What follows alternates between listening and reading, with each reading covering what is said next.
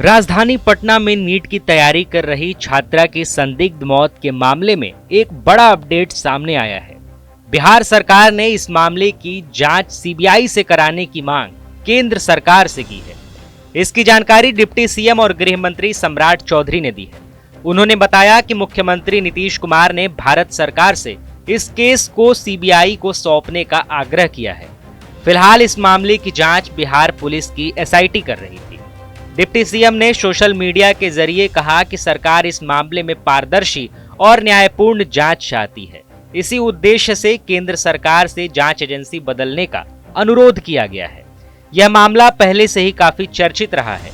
जांच के दौरान पुलिस ने कई लोगों को हिरासत में लिया था। एफएसएल जांच में मृतका के इनरवेयर पर मेल स्पर्म मिलने की पुष्टि हुई थी। इसके बाद पुलिस ने डीएनए जांच और मिलान के लिए कई लोगों के सैंपल भी लिए थे। शुक्रवार को मृतका के परिजनों ने डीजीपी से उनके आवास पर मुलाकात की थी। इसके बाद परिजनों ने मीडिया के सामने अपनी बात रखी थी। अब सरकार की ओर से सीबीआई जांच की मांग के बाद यह मामला एक नए मोड़ पर पहुंच चुका है। इस घटनाक्रम के बाद सियासत भी तेज हो गई है। राष्ट्रीय जनता दल ने सरकार पर सवाल खड़े किए हैं।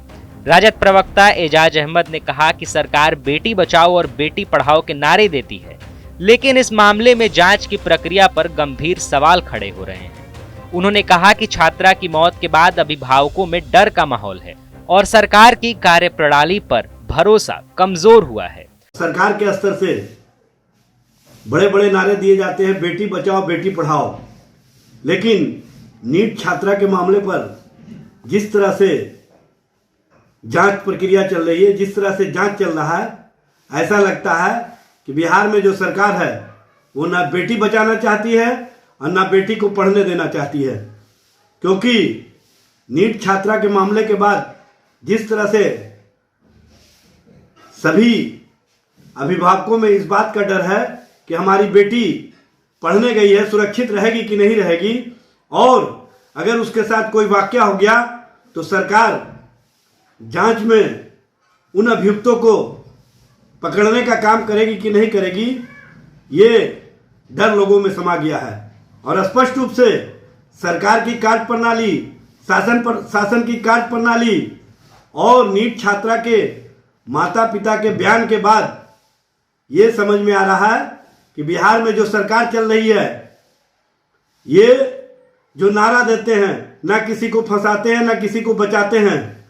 इस मामले में तो ऐसा लग रहा है कि सरकार अभियुक्तों को बचाने पर लगी हुई है और परिवार के लोग स्पष्ट रूप से जिन बातों का जिक्र कर रहे हैं उससे ही लगता है कि उनके ही परिवार को कहीं ना कहीं फंसाने का काम किया जाएगा।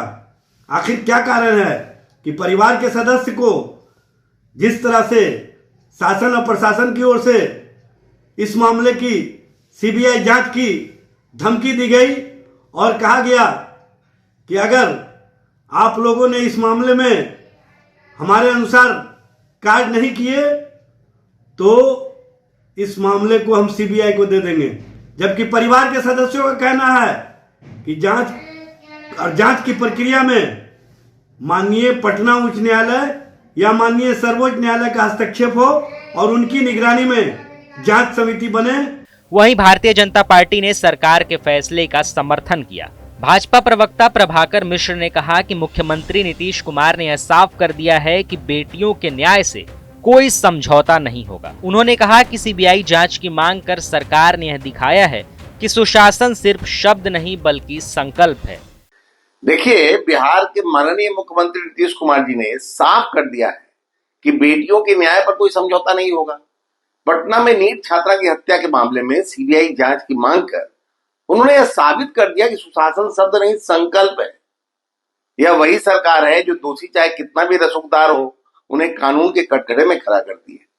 जो लोग आज सवाल उठा रहे हैं उन्हें समझना चाहिए कि न्याय की सबसे मजबूत आवाज खुद नीतीश कुमार जी हैं। बिहार में कानून का राज है और रहेगा। दोषियों को किसी भी हाल में बख्शा नहीं जाएगा। यह वही मामला है जिसे शुरुआत में पुलिस ने आत्महत्या बताया था। जांच आगे बढ़ने के बाद मामला और गंभीर होता चला गया।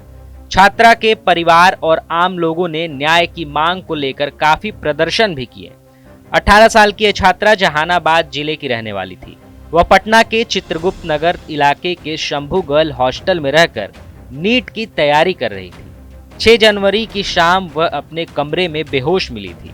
हॉस्टल कर्मी उसे अस्पताल ले गए। इलाज के दौरान 11 जनवरी को उसकी मौत हो गई थी। TV9 के लिए पटना से सुजीत कुमार की रिपोर्ट।